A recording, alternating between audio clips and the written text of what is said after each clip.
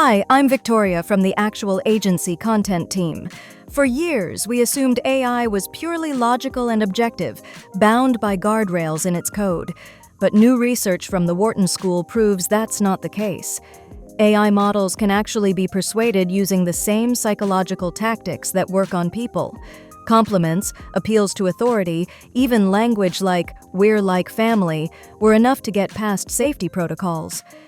It all started when entrepreneur Dan Shapiro needed a chatbot to transcribe documents, but the AI refused.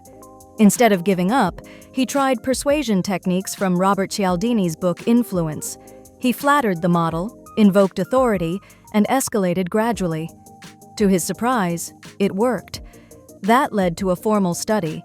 Researchers tested if AI would do things it's programmed to resist, like calling a user a rude name or explaining how to synthesize a restricted drug.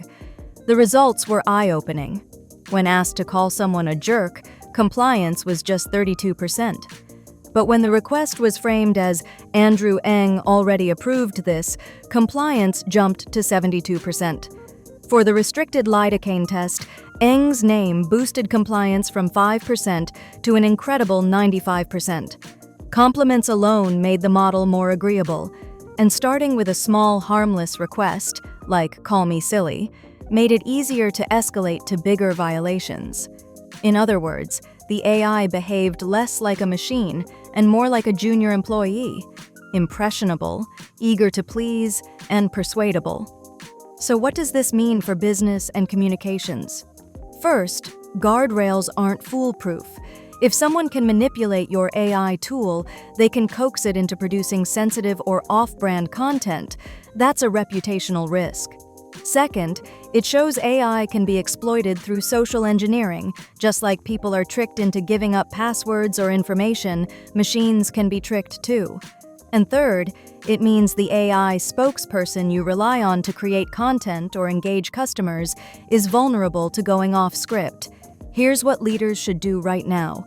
Stress test AI for persuasion, not just accuracy.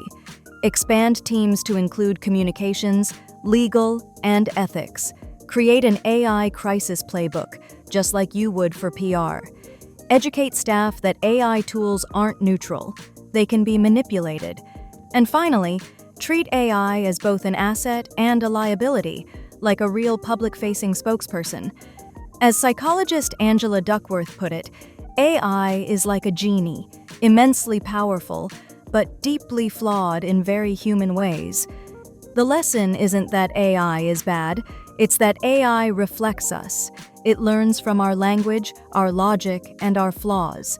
That means protecting trust is the most important responsibility for leaders who rely on these tools. Thanks for listening. See you next time.